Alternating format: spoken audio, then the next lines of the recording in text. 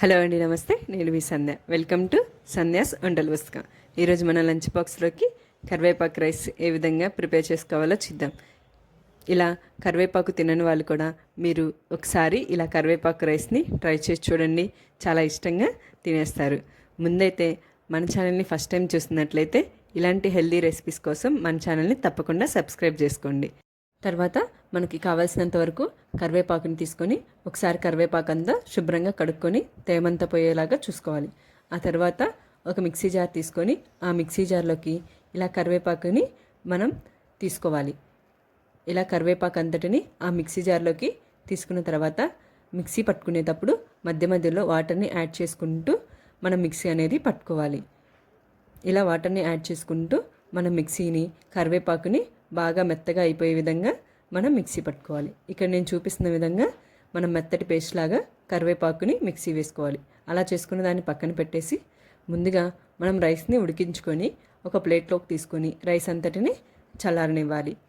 ఇలా చల్లారిన తర్వాత మనం ఒక కళాయి పెట్టుకొని ఆ కళాయిలోకి 2 టేబుల్ స్పూన్ వరకు ఆయిల్ తీసుకోండి.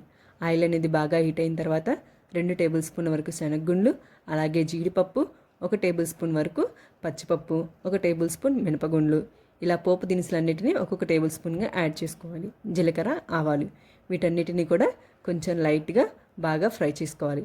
ఇలా శనగగుండ్లని జీడిపప్పుని తీసుకోవడం వల్ల మధ్య మధ్యలో ఇవి తగులుతూ ఉంటే పిల్లలైనా ఎవరైనా కానీ కొంచెం ఇష్టంగా తింటారు. 2 ఎండుమిరపకాయలని అలాగే 4 పచ్చిమిర్చి చీలికల్ని కూడా ఇందులోకి యాడ్ చేసుకోండి. 1 రెమ్మ కరివేపాకుని కూడా. ఇవన్నీ కొంచెం కలర్ చేంజ్ అయ్యేంత వరకు మనం బాగా ఫ్రై చేసుకోవాలి. ఇలా వీటన్నిటిని బాగా ఫ్రై చేసుకున్న తర్వాత మనం ముందుగా వేసి పెట్టుకున్నటువంటి కరివేపాకు పేస్ట్ని ఇందులోకి యాడ్ చేసుకోండి.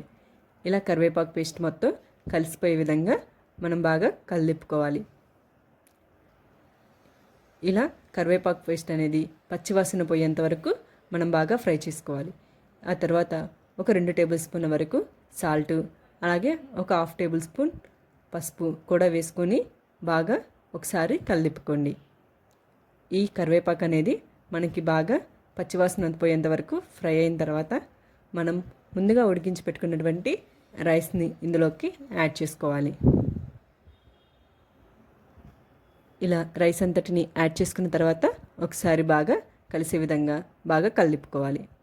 ఇలా కరివేపాకు పేస్ట్ అంతా మన రైస్కి పట్టే విధంగా ఒకసారి బాగా కలుపుకోవాలి. ఇలా కలుపుకున్న తర్వాత ఫైనల్గా మనం కొత్తిమీరని యాడ్ చేసుకొని ఒకసారి అంతటిని బాగా కలుపుకొని స్టవ్ ఆఫ్ చేసుకోండి. ఇలా స్టవ్ ఆఫ్ చేసుకొని పక్కన పెట్టేసుకొని వేడివేడిగా లంచ్ బాక్స్లోకి సర్వ్ చేసుకోండి.